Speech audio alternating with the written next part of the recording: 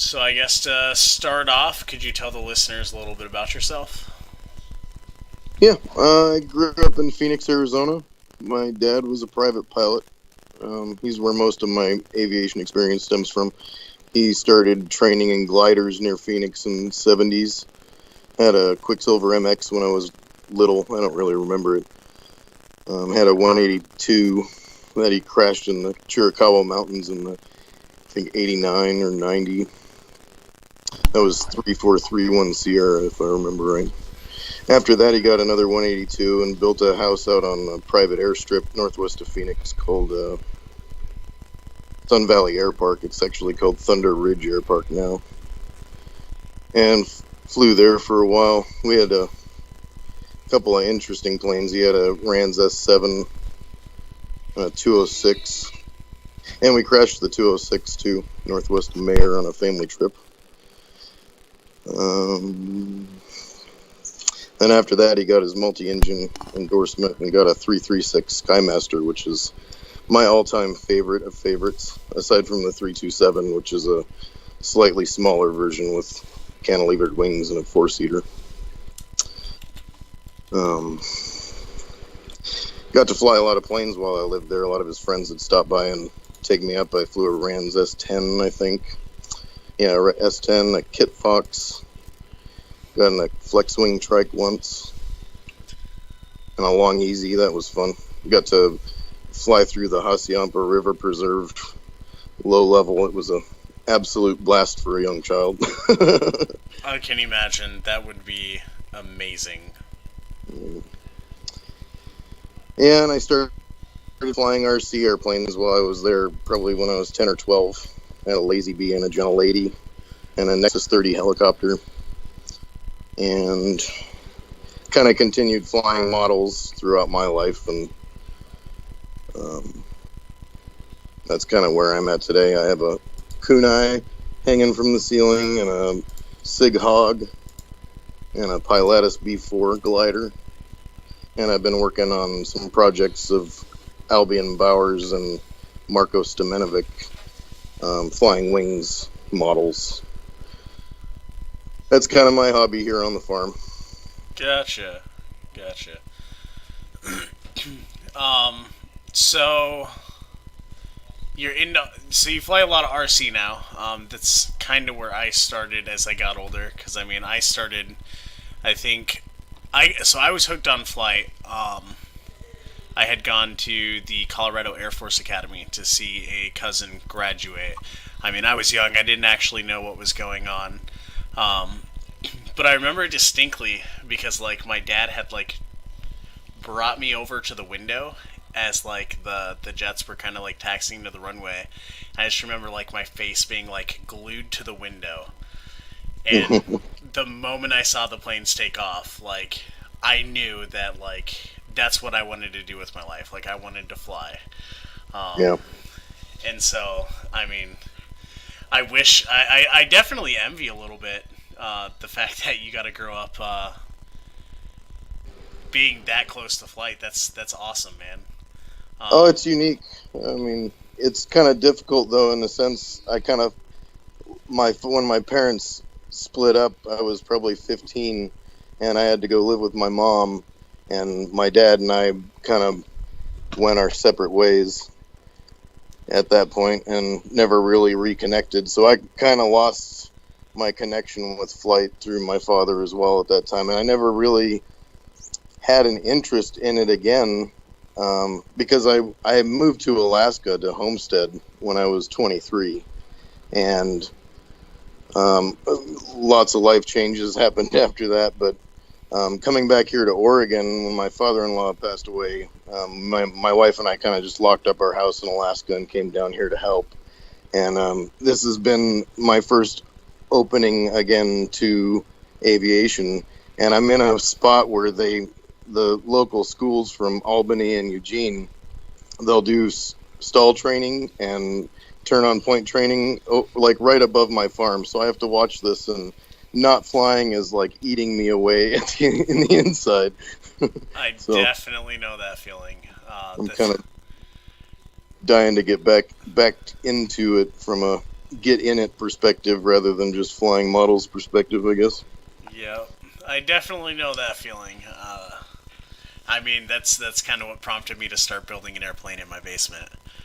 Yeah. Um, I don't know how I'm Yeah. going to get it out of the basement yet, but I'm going to find a way.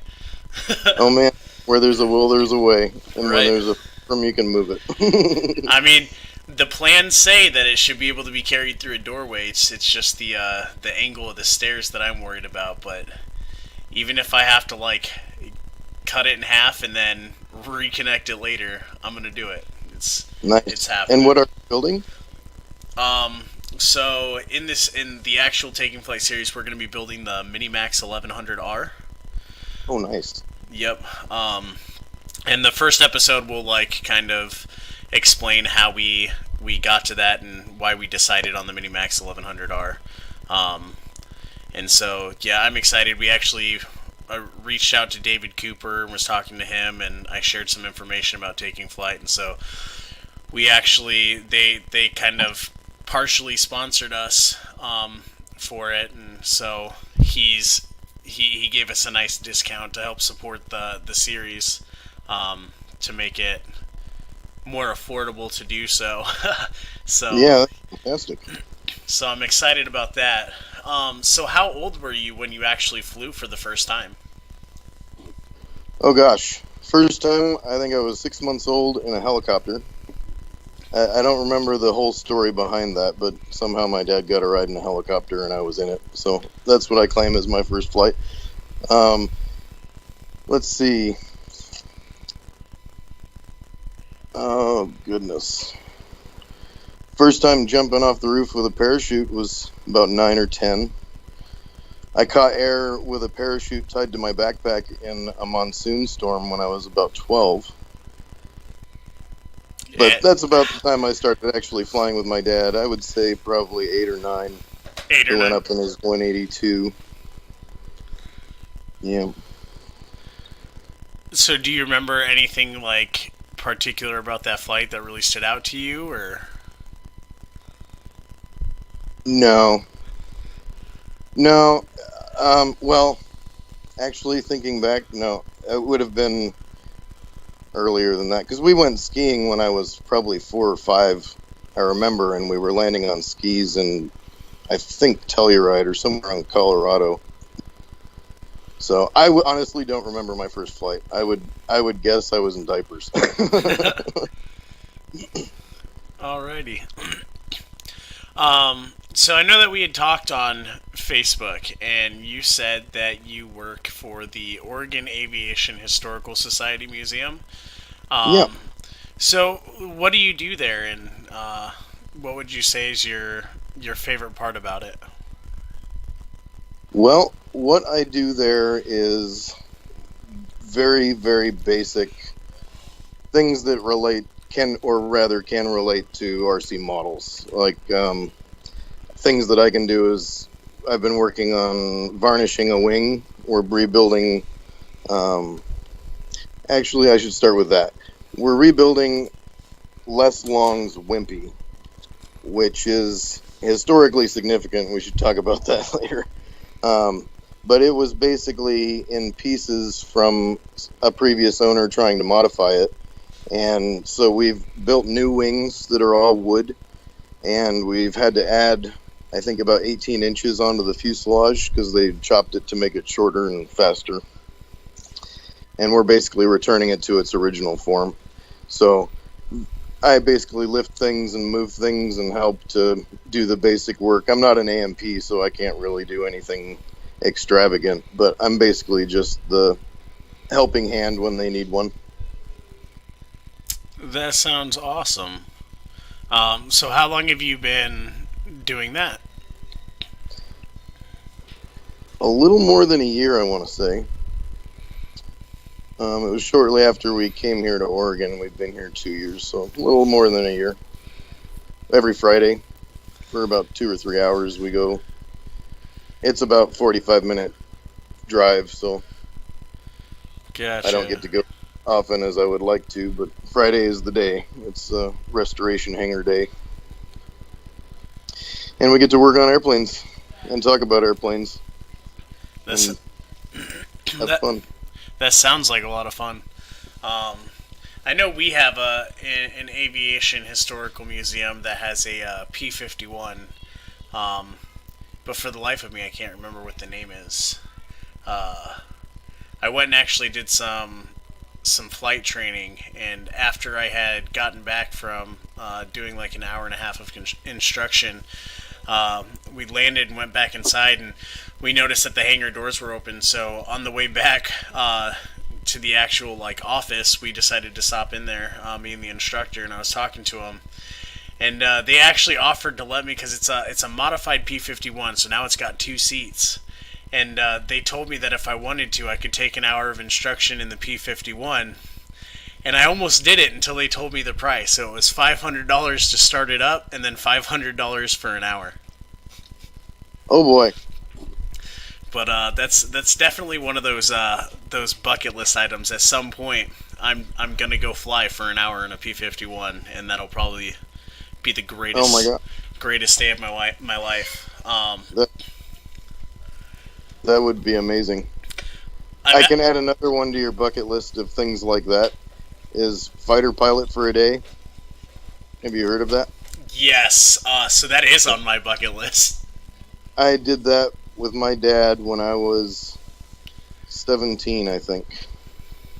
And it was the one of the best experiences overall from both what does this feel like perspective and from an educational perspective, because getting to sit right seat with a military aviator, there is no substitute for that.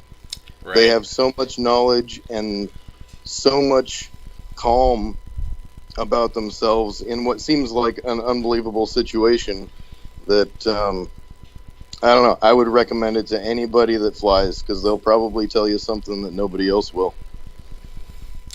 Yeah, I know another one that's on my bucket list is the guy who flies the extra 300 for Red Bull and does the air races. I can't think of his name off the top of my head, which is kind of sad because I was just watching the video when Flight Test went out there and was riding with him at his airstrip at his house.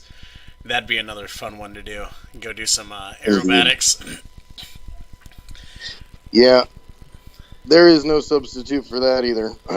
And that's kind of a unique part of growing up where I did and having the planes that I did, or access to the planes that I did, was you get you don't have, well, I don't have a fear of those things in the way that most GA pilots do. It's almost like a natural inclination to want to be upside down or to, want to be in a knife edge for a little while just because that's a feeling that you can't get from anything else. Right. And it's especially rough not being a pilot because I can't talk to people about this without sounding like an absolute fool or crazy or whatever. Yeah, Most general aviation pilots frown upon such things, and I hard can to relate. I can definitely understand that. I mean, I always joke that I was born with my feet on the ground and my head in the clouds. That's right. So I'm just trying to get them feet off the ground. Um, Yeah. yeah, I mean, I would say that I definitely want to experience that that more acrobatic side of things. I mean, it definitely does take somebody who's a little bit crazy. Yeah. To do some of the things that they do, and I wouldn't mind experiencing that, but I don't think I ever want to fly like that personally myself. Oh um, man. I mean, Yeah. so ultralights to me, I love ultralights in like any small aircraft. For me personally, like when every time I've gone up in a plane, I love going slow. Uh, I love the feeling of the wind across your face. Just being able to like really take in the Earth from an entirely new perspective. And and I mean, in ultralights and in a lot of small like light sport aircraft and things like that, it's the closest you can ever get to feeling like a bird. Especially like uh, if you go up in like a powered paramotor. I've got a friend who does that, and I mean, I think that's the apex of like flight right there. Would be a fan strapped to your butt, a giant parachute, and like really just like flying in the wind. Um, Hmm.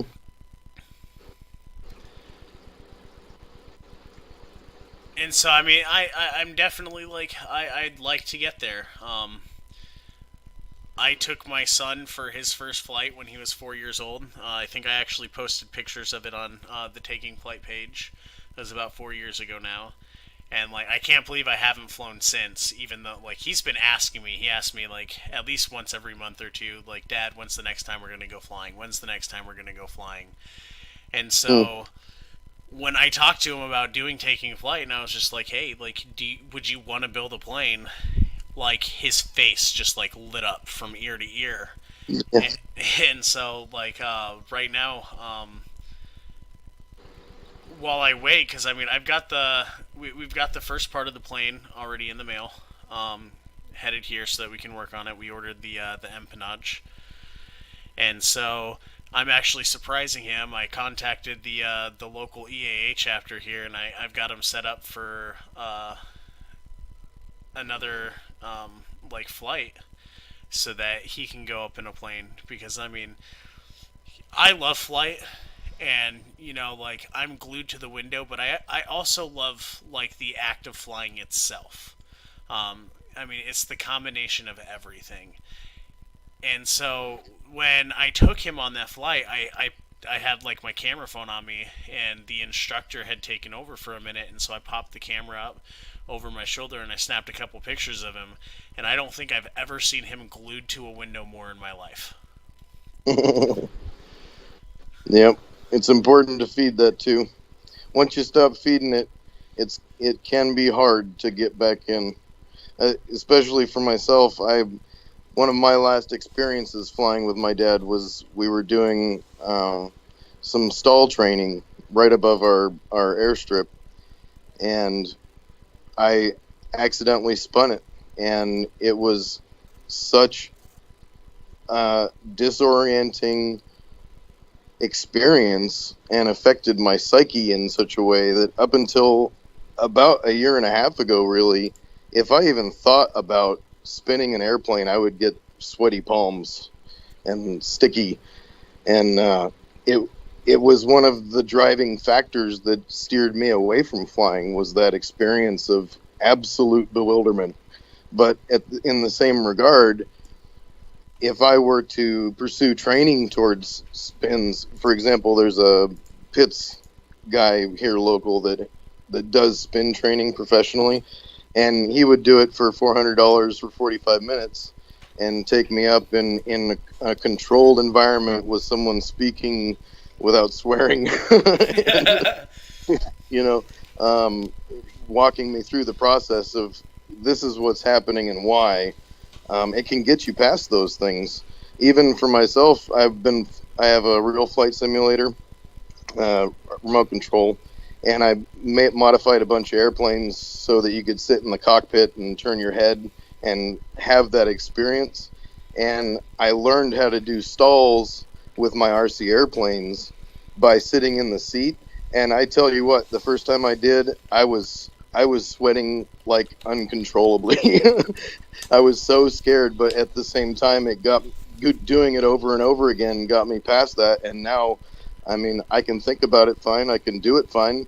And now I just got to take that extra step and get in the cockpit with somebody that knows what they're doing and get me past that next step so I can maybe finally have a full throttle go towards get back in a cockpit.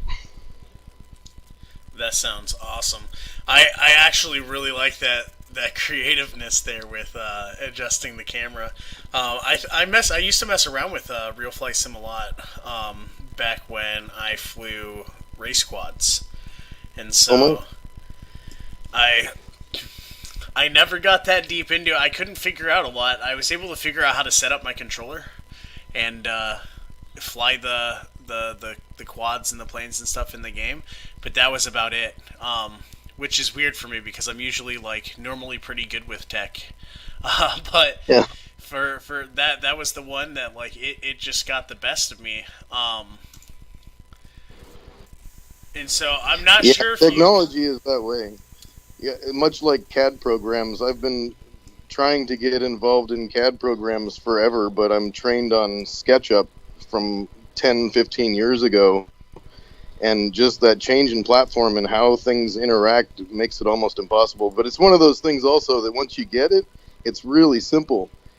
But you don't really want to sit down and write a book about how to do it, you know? right. Um, there's another one out there, so I'm not sure if you've like looked into VR at all. But there's actually a virtual reality game for PC called Ultra Wings, and it's one that I actually own. And it's a bunch of ultralight aircraft, and so you actually fly it in VR, and you have the controller, so you actually have to hold the joystick.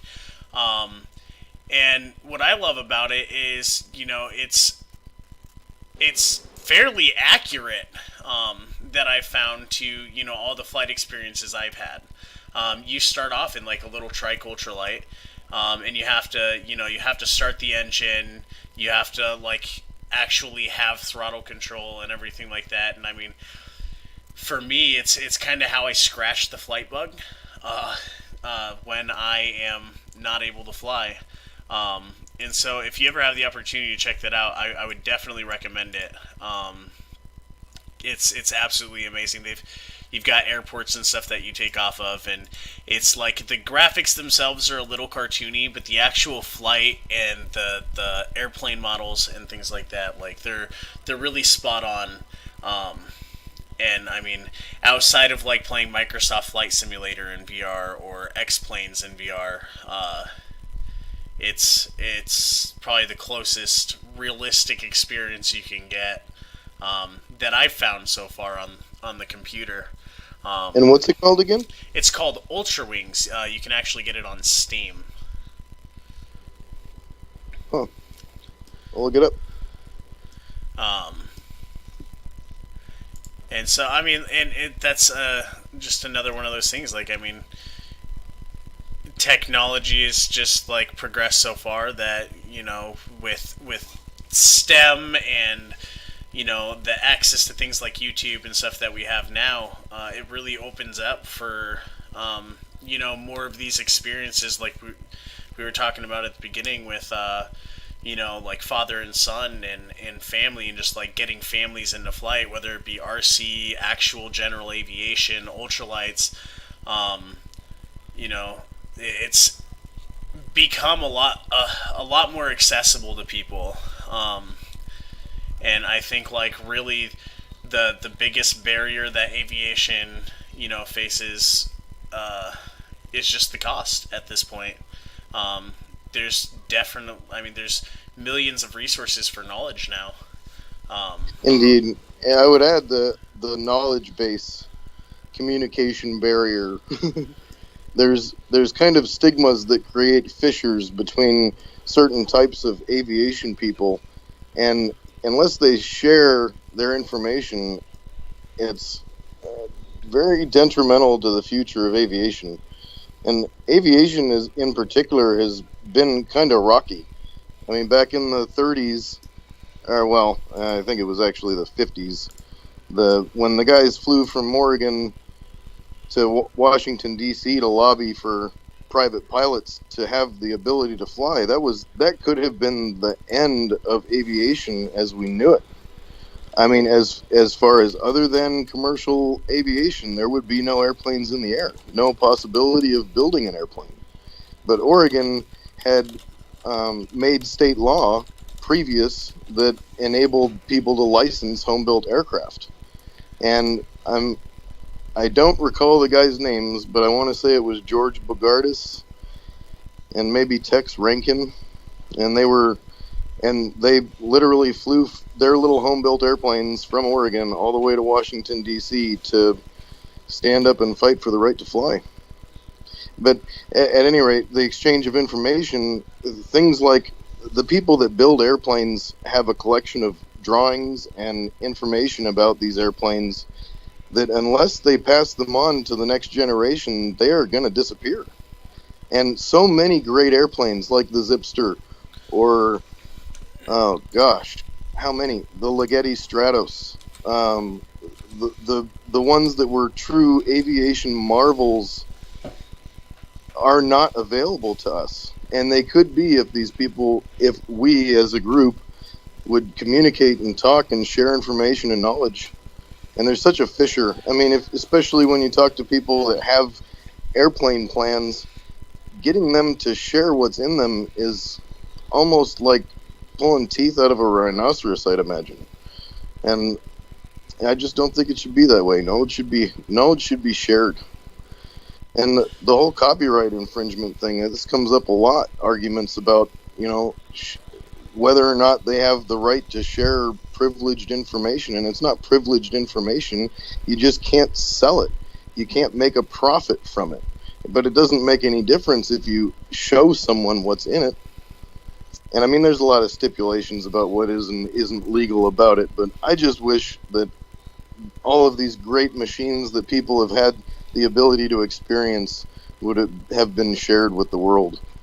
It's kind of like the little cycle flyer. I'm sure everyone who's interested in aviation has seen the cycle flyer ad in the back of Popular Mechanics and Popular Science magazines.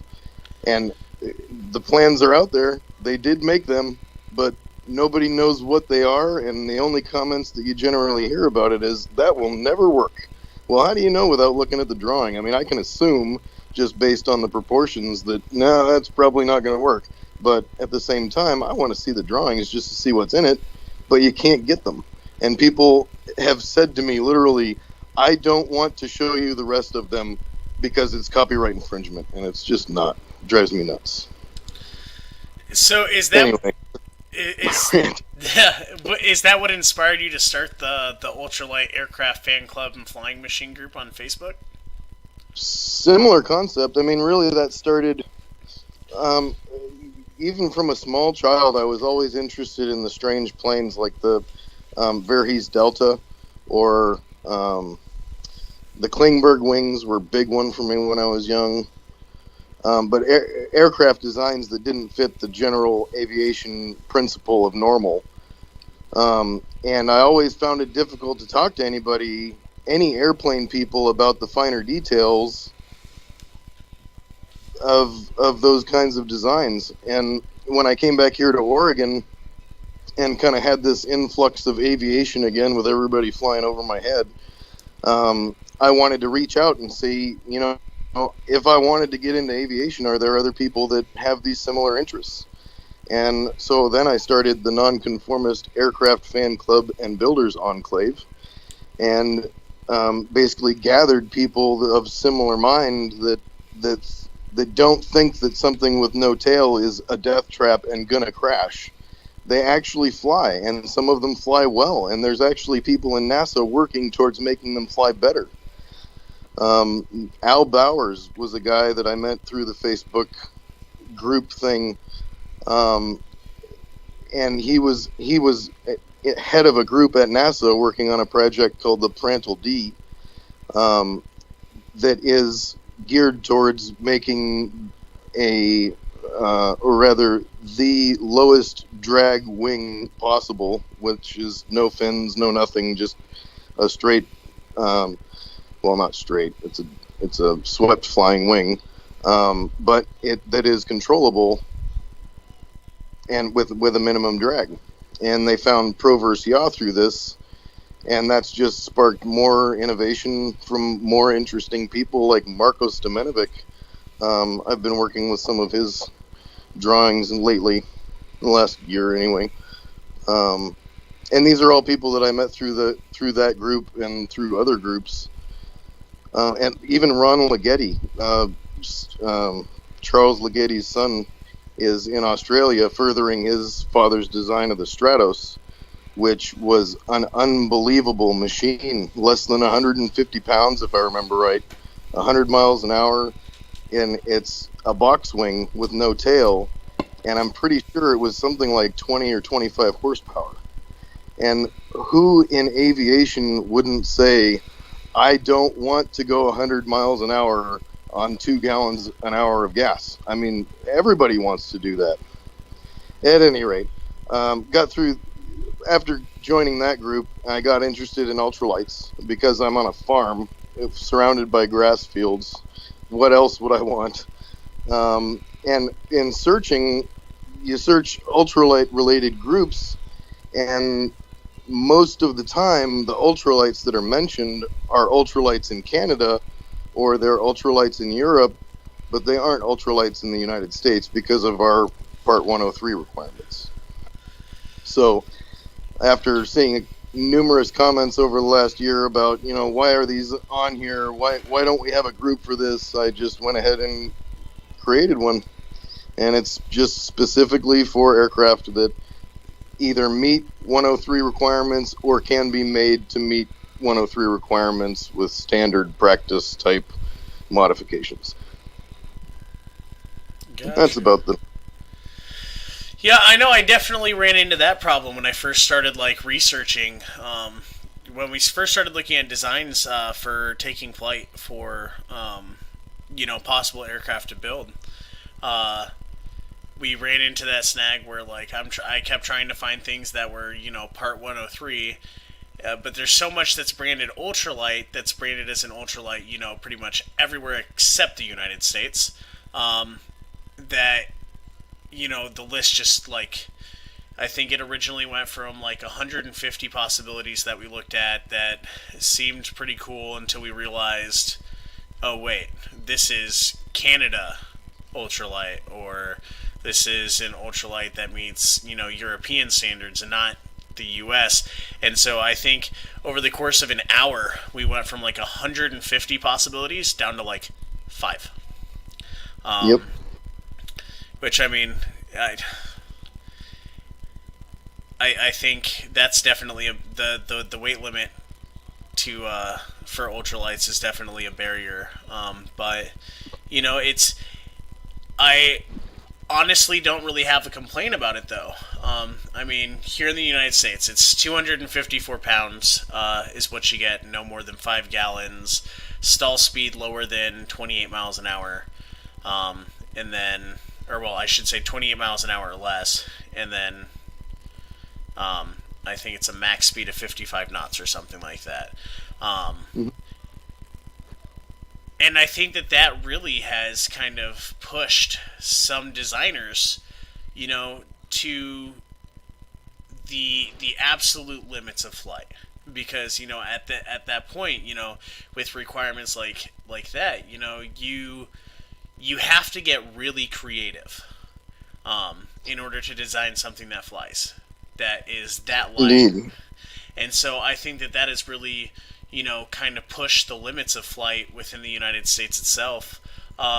Because, we have these people who are thinking about flight within those constraints. Like, how can I build a safe aircraft that flies, that looks like an aircraft, that meets these requirements? I mean, as a result, we got the Legal Eagle XL, which I think was one of the first ultralights that was designed that was catered specifically towards heavier pilots.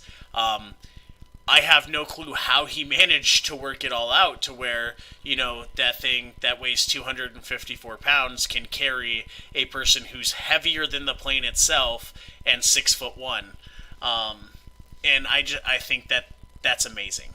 Um, Well, that actually points out one of the driving, not necessarily purposes, but ideas of the 103 category is to drive people to innovate, to think about how can I make this structure lighter and stronger with maybe different materials or different methods.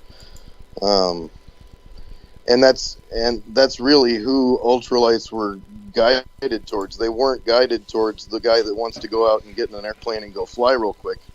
It was geared towards the people that want to make their own plane and learn why this part does what it does, so that I can make my thing better, or stronger, or more capable in some way. And that's what drove people to things like the pterodactyl ascender. I mean, that thing has a 30-horse engine or so and climbs at 1,000 feet per minute. Um, Speaking of pterodactyl, I think we were talking about the little flyer the other day. That was basically an The ultra, light, yeah, the ultralight version of a Wright brothers plane. And I mean, without FAR 103, like things like that would never exist. Um, yeah, yeah, that was an easy riser with foreplane and aft planes. I think so far the one that blew me away the most, and it kind of sparked something inside of me to where I started working on this harder because I work a full-time job as well. And so I think I spend 8 hours a day at my job, and then I come home and I spend another 8 hours a day doing research and things for taking flight. And I think that pivotal moment that like kind of sparked that extra drive in me was I was on YouTube, um, and I was on Peter Strapoli's channel. He used to work at Flight Tests, and Peter, I am so sorry if I just butchered your name, um, but he built this amazing biplane ultralight out of foam board and wood and some aluminum components, and like he just I don't know how he did it because he just like he totally winged it, and like that he is a genius. I mean, He's the flight test guy. yep, he's the No, flight test no, guy. no, he didn't. He didn't totally wing it. Well, I I mean, mean, he's built up a lot of knowledge over the years, doing sure, some of the crazy um, sure, experiments but that he has. yeah, that knowledge in model airplanes gets you to a point where you don't. It's not a matter of designing something that's going to fit a parameter. It's a matter of building something that will hold the weight that you design it to, Yep. that will hold up to the forces that you need it to hold up to. And I mean, while the videos make it appear like he just put this thing together step by step, there was probably a lot more thought and a lot more conversations going on about stresses and loads and how to do things and how not to do things. For example, why to use aluminum spar with that many holes and foam, and then wrap it with fiberglass. Where to put the struts, and it's not necessarily that these things have to be huge problems to be solved, but there needs to be thought as to what happens with this strut when it's under full load, what happens with this fuselage mount when it's under full load. And he's lucky to be flying where he was in those videos. He's got ample places to put down if something goes wrong. But I guess my main point is it's I guess I kind of take issue with the term winging it. Yeah, I can see that, and I mean I know throughout the videos he references he had a lot of conversations, so it's not like he was negligent and just like oh, I'm gonna go build this plane out of foam board and wood and hopefully it flies. I have no clue what I'm doing. I know he did. He definitely did a lot of research, but I mean, it was for him. It was a new design. And I mean, I think the only other plane really to ever be built out of that much foam was oh, why can't I think of it? It was made by the guy from MIT. I'm gonna Google it real quick. I was just looking at the plans the other day.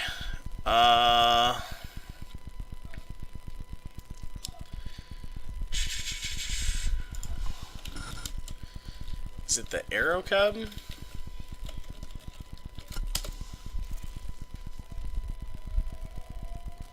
For the life of me, I cannot remember what it was called. Well, there's actually quite a few. Are you familiar with the Steve Woods Sky Pup? Skypup. I think that might have been it. That one's mostly foam with wood cap strips. The spars are foam blocks. It's thick, about, I think in the center section it's 18 inches thick or 15 inches thick, and about a 3 or 4 inch by 5/16, I think, top spar cap, and well, at any rate, Yep. that's the makeup. It's just a spar cap and a block of foam. Yep, the Sky Pup was the one that I was thinking of, and I remember it because if you read the FAQ on the Sky Pup page, it says, please note, heavier pilots will want to consider a diet or a different aircraft. And I remember laughing for almost like 15 minutes when I read that. Yeah, And so, I it mean, is small. That's actually the first plane set of plans that I bought was for the Sky Pup. It's a interesting little aircraft, but it's only suitable for people that are short and thin. yeah, for sure. And I think, like, and so, like, looking at Peter, built that biplane out of foam and wood. Um, you know, like, yeah, he consulted, but like the overall design, it was like the design itself. To me, is what I think. To me, that I would say considered winging it, because it was new. He spent a bunch of time researching a bunch of different designs and a bunch of different planes, and then he took all of his previous knowledge plus the knowledge from the people that he talked to online. And I think one of the groups he said that he met a lot of people and who gave him a lot of help was Magnificent Men and Their Flying Machines, which I've now since joined, and that's actually what led me to your group and meeting you. And so, like, I found it amazing that, in, I think, 3 months' time, he went from this idea, well, I'm going to build an ultralight aircraft, to, like, coming up with this brand new design, made out of wooden foam board, and then taking it the step further and making it electric. And actually getting it to fly. With the person inside of it, and like to me, that it blew me away. Yeah, that is a fantastic point to the electric revolution. As far as 103 rules go, as long as your speed is limited in a way that can't be changed from the pilot seat in flight, you're legal. So what that means is you can have a stout electric system and a motor to match and produce enough power to climb your way out of just about anything and still be limited by speed.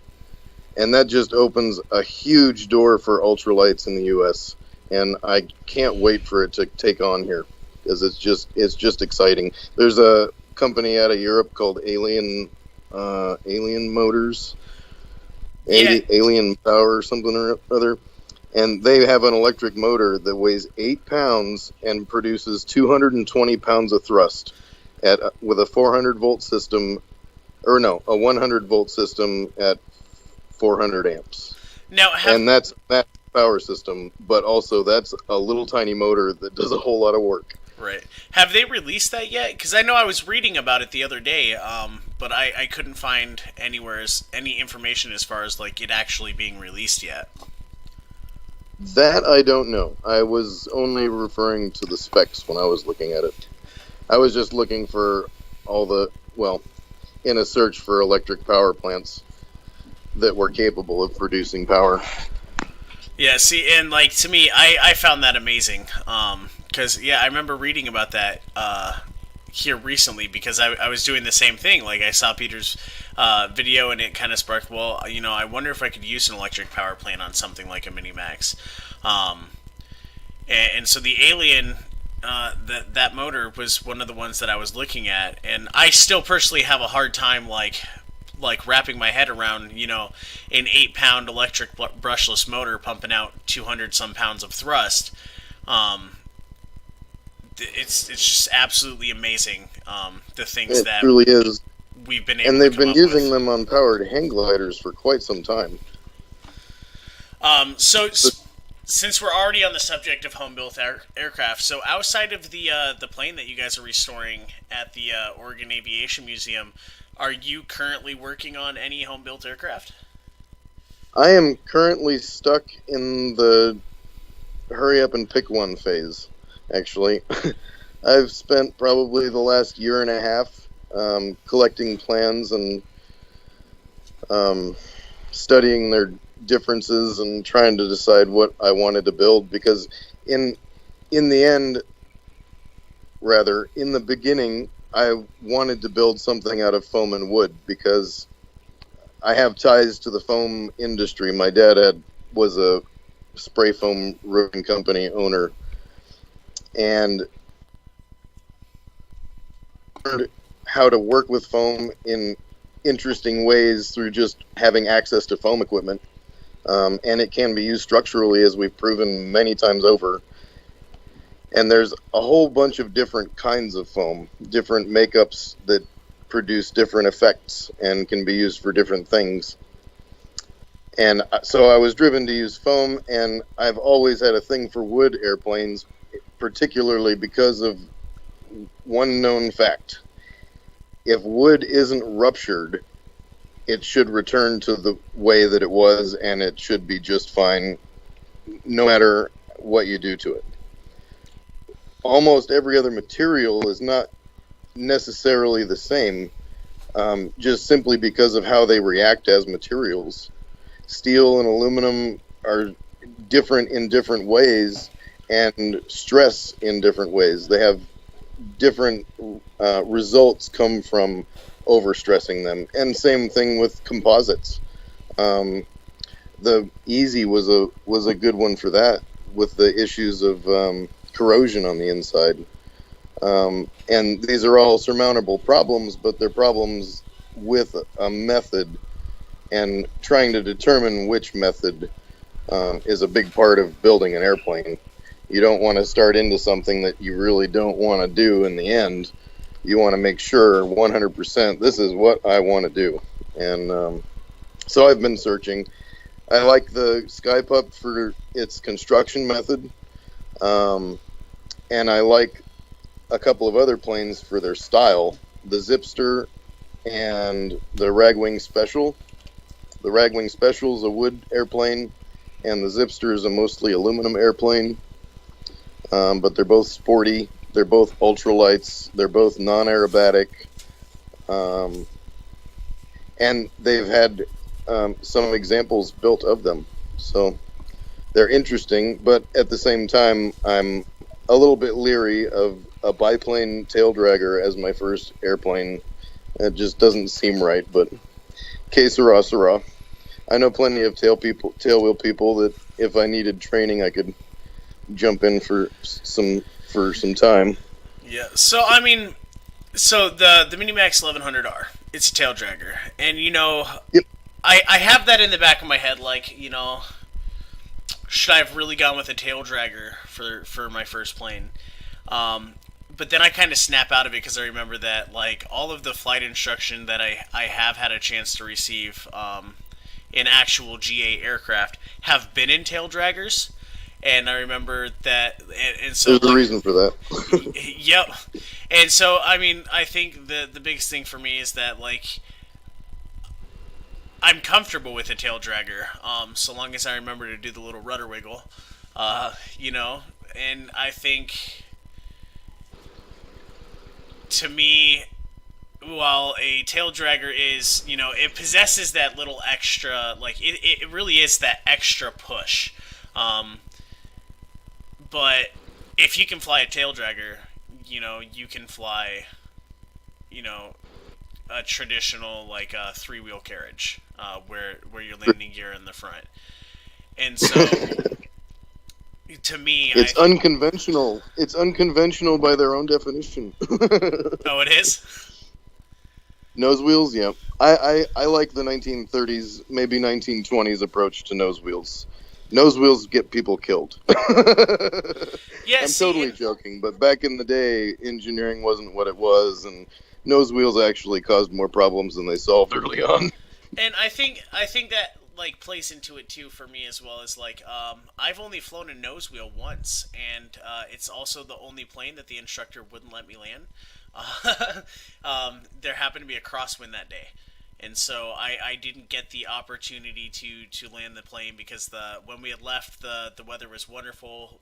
Somehow by the time we got back there was some unexpected weather, and the crosswind was pretty strong. So he's just like, yeah, I'm gonna go ahead and put this one down today, and there was some beautiful slip going into the runway there, uh, but and so like I've never had the opportunity to land a nose wheel airplane, and so I I think that also, that's another one of those things that kind of factored into my decision to where I'm just going to build a tail dragger. It's because I've landed a tail dragger. I understand the process of landing a tail dragger. I'm not. So now wait a minute. I just got to interrupt you there for 1 second. That's a tail wheel airplane. A tail dragger has no tail wheel, and I'm assuming you have a tail wheel. No, so the Minimax, I believe, does have a tail wheel. I'm tempted. I personally plan to make it a tail dragger rather than a tail Oh wheel. well Um, then, go forth and prosper. it because so I'm fat. Like I'm gonna weigh more than my aircraft when it's done. And so that's like an extra pound that I can get rid of. Um, Good. and so I have no real like hesitation against, I could put the wheel on there. It'd be, you know a little bit easier to land. I'd have less of a risk of actually, like, doing that wonderful little half spin cartwheel at the end, after landing. Groundlets. Yeah, thank you. I can never think of the actual term for that, the ground loop. But that doesn't really bother me, because I've had uh, the opportunity to ride along one. I've had the opportunity to land a plane that actually, doesn't have a wheel in the back, and so And that's another one of those things. Once you learn, if you're good with a tail dragger, you're going to be an ace with a tail wheel. But if you go and try and go from a tail wheel into a tail dragger, you might just get into trouble. yeah, definitely for sure. And I think, like, so long as, yeah, and so I love the ultralight, because not only do you get the experience to build your own plane, but you can learn to fly too.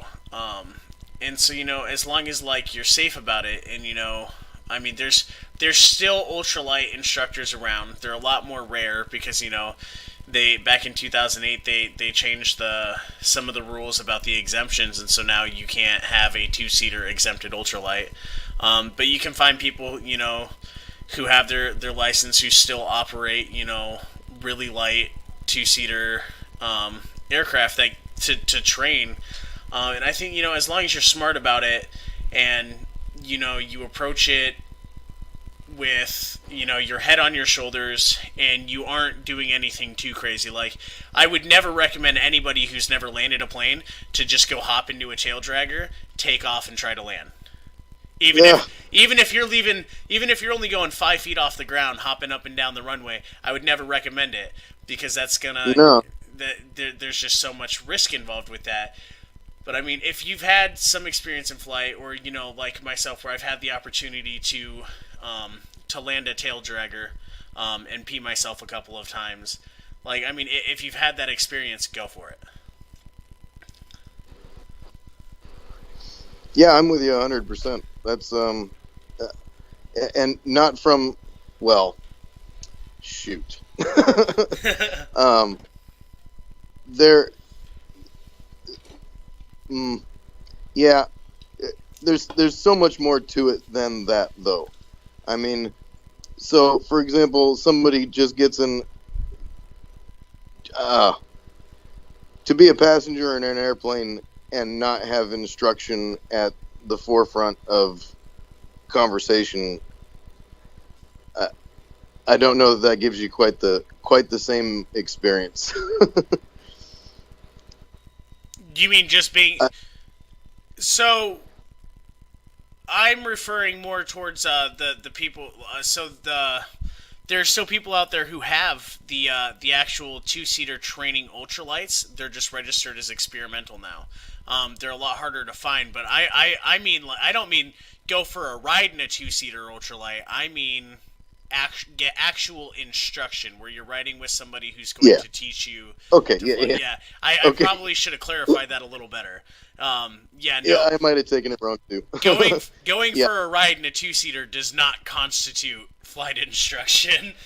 um, Yeah. you can watch all day. You know, you can watch videos all day. You can sit in your fuselage and like make noises and pretend all you want, but until you actually do it, it's there's always going to be a disconnect. I mean, a lot of flight is muscle memory, and so until you've had the opportunity to actually go through those actual motions, you know, like when you're doing a checklist, saying it and actually doing it, when you're flying, and you know you're landing, actually doing it, until you've gone through the physical motion and done it yourself in an aircraft, you can think you know all you want, but there's gonna be a disconnect. Yeah, I think your first spot of turbulence might just spell the end of your trip. I know, right?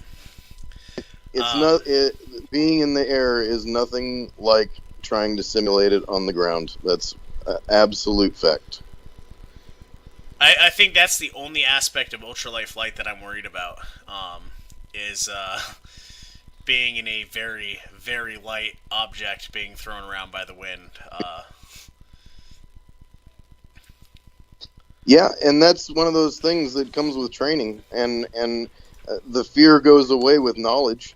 And once you have a knowledge of where you can fly based on what the airspeed is at different altitudes, you can have a better understanding of when you actually really want to fly and when you may just want to sit this one out. So, what advice would you have for people who want to start building a plane, and who are on the fence and you know want to use that uh, to be their way into aviation? I mean, obviously, we just talked about get some form of instruction. Don't just go for it. That's probably the worst thing you could ever do. But besides, like outside of that, like common sense piece of advice, what advice would you give for people? Well, the first thing that comes to mind, and it kind of goes alongside with what you just said, was it's really easy to sell an airplane and start a project. It's really difficult to sell a project and buy an airplane. So that first. And aside from that, have the money first. Have the money for your project and know what it costs, know what you need to do, know what you need to have, and know what you need to get, and have that in a jar. And even if you don't have it all up front, that's fine. But put it in that jar and keep adding to that jar every week. Every paycheck, put $20 in there or whatever you can afford so that your project is always continuing. Once your project stops, it's difficult to get started again. So, and another thing is do something every day, whether it's cleaning stuff off, just shaking the dust off everything, or do some sanding on something, or put some part together, or do some little piece of research every day, and it becomes a habit. Like, for example, the plans that I have, I probably spend, I mean, because I'm not actually building my own yet, I'm still in the planning stage, but there's still some portion of my day every day that is applied to what am I going to build? How does it go together? What are my options? If I went this route, what do tires cost? If I went this route, what do brakes cost? Or, how is this model covered? What does that cost and what does that entail? And that brings you into things, the finer points of building an airplane, like stitching wings. And I mean, that's a huge task and a huge part of an airplane, and it's something that you need to decide beforehand, is this something I want to do? You know? And if not, don't get an airplane or a project that requires rib stitching, because you're going to be there for a long time stitching ribs. But the same goes for an aluminum airplane. If you don't have any interest in riveting, you probably don't want to do an aluminum airplane because it's a whole bunch of rivets. So, And a lot of those kits, or a lot of airplanes even built from plans, you can start with a small piece, like you're starting with your empennage. You know, build the elevator and see if you enjoyed that part. You know, if you didn't, you've got a cool thing you can hang on the wall and you're good to move on. But if you loved it, you'll, when you're done, you're going to want to start on the fin, and then you're going to want to start on the rudder, and then you're going to want to start on those fuselage sides because it's just so much fun. And some people just aren't builders, and they're going to get to some point in that project and say, you know, I should just buy an airplane. That happens. That's part of life. You can't have the right decision because there isn't one until you get to the end, and then you know if it was the right decision or not. I would definitely agree with that. I think to kind of like sum it up, just make sure you have a budget and you know exactly what it's going to cost. Um, and definitely for those who are on the fence and not sure, start with something as simple as the rudder, or Mm-hmm. the elevator, because I mean that's it's they're good entry points into the plane. Um, and if you hate doing those parts, odds are building a plane's not for you. And that's okay because there are plenty of people out there who build these, fly them for a year, 2 years, 3 years, and then sell them for cheap. Um, so I mean that if it doesn't work out for you, you can turn around and either like you said, hang it up on your wall, or you can even turn around and sell the kit to someone else, or even trade it to someone who already has a finished aircraft they're trying to get rid of, and that want your kit, because those deals happen all the time. I saw a post the other day where a guy literally got a free Quicksilver because the guy had it laying around, didn't really want it anymore. It was taking up space, and I think he, I forget the exact details of like how it happened, but the guy ended up just giving him the Quicksilver for free, and That's amazing. yeah, it blew me away. And so I think as far as ultralights go, there's for everybody who wants to get into aviation, whether it be through building a plane yourself or flying, where there's a will, there's a way. First and foremost, like obviously, yeah, you're gonna want to get the knowledge. You're gonna want to do your research, but when you go to take that step, you know, yes, there will be a little bit of a price barrier, but the cost of an ultralight is so low that it's nothing you can't save up for. It's nothing you can't budget for. And like in my case, I'm building it through subkits, so I order one subkit at a time. And the time that it takes to build each subkit gives me enough time to save up for the next subkit. And I've got a preset budget. I know exactly how much is going into my jar each month. I know exactly when I'm buying my next subkit, and so, but for me, rather than a jar, it just goes directly to the manufacturer, towards what do you call that, as credit. And so as soon as I hit it, he just ships me the next one. And so That's nifty. I know when. I know exactly when I'm going to be getting, each section of my plane, and so where there's a will, there's a way.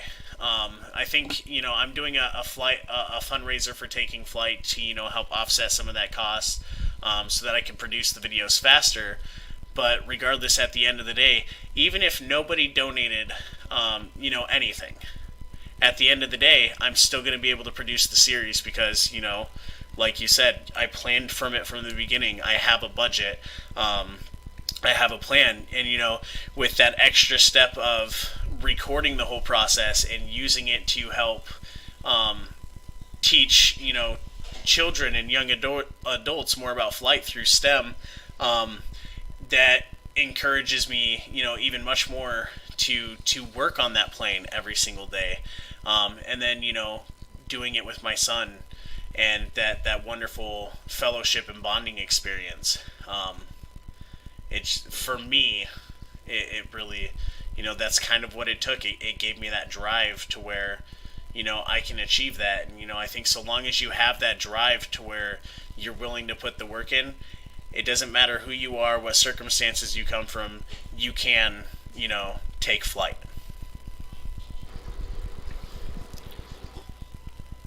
Yeah, I am. I I am without words. That was wonderful. So I guess to go ahead and kind of end up the podcast, I so at the end of every podcast, I'm going to ask this question, and so you'll be the first one to get to answer this, Woot. So if you get to pick one for each category. So the categories are general aviation aircraft, ultralight, and light sport aircraft. If you could pick one plane of each type that would be your favorite for each of those, what would they be and why? Oh my gosh. My favorite general aviation aircraft would have to be the Cessna 336 Skymaster. It is just an exhilarating aircraft to fly. Although you got double everything. But it's fun, it's powerful, it's roomy. It's like a Corvette with a dump truck back there that you could put stuff in. My favorite ultralight would probably be the Ragwing Special. As far as interesting goes. Which and one? The quick what? Which one? Isn't there like 10 different variations? Oh my, yeah. Ragwing is the kind of guy company. That's Roger Mann's company. But the Ragwing Special was basically intended to look like a pit special. There was other variants, but the different Ragwing airplanes weren't Ragwing Specials. Gotcha. So, like the RW-28, I don't recall what the name of that one was, but either way, he had a slew of home builds that just are not coming to my head right now. I know that he had the RW7 Duster. Yep. That's one of the ones that I have the plans for. But yeah, so the special would have been the RW1, right? RW2. RW2. Yeah. And then go ahead. I was just gonna say that was the RW2 was the Ragwing Special 1, and the RW26 was the Ragwing Special 2, which was the 2-place. But that one wasn't ultralight. As far as I know, the Ragwing Special 1 was the only ultralight, the only one that could make ultralight weight. Gotcha. And then, what about your favorite light sport aircraft? That would have to be the Ligeti Stratos. That was Charles Ligeti's box-wing design. And Ron Ligeti, his son, is actually furthering his father's project. But Charles Ligeti died in an accident in the second version of his airplane. If you're not familiar, it's a really interesting story. The first airplane flew very well, and had very minimal odd characteristics that would make someone say this doesn't fly like an airplane. So it was unique in its look, and it was absolutely unique in its handling characteristics. But in the second version, it was decided, I'm not sure how, but to make the cockpit larger to suit a larger pilot, and generate more lift with a Cutler wing under the body. And there was other changes to the canard. I believe they went with full-length control surface on the canard, whereas the first edition was just a half-span control surface. And at any rate, got into some sort of a low-speed situation, and it stalled differently than the first one, and he lost control and took it in. Real sad story. because that's one of those designs that really could have changed the world, and it's kind of boxed in obscurity right now because of the stigmas and dogmas of the aviation community. Don't want to even look at that kind of airplane and say, hey, that might fly, when in fact it did fly and it flew well, but it just looks too odd for anybody to pursue it and build it and see how it works. But thankfully, Ron Leggetti is continuing on that work, and hopefully he will produce something that is flyable and fun for us all to enjoy. Well, thank you so much for taking your time out of your day to day to do this podcast and kind of interview. Um, I really appreciate it, and I look forward to the future podcasts and probably having you back on at some point. Um, Indeed, that'd be great. And thanks again for doing this. I think it's an incredible project to undertake, especially with the focus of trying to keep dads and kids connected through aviation. It's one of those things that you never lose, and you'll never find anything else that'll give you the same thrill. Absolutely, I don't think I could have said that better myself. Well, thanks again. It was a good chat. Absolutely.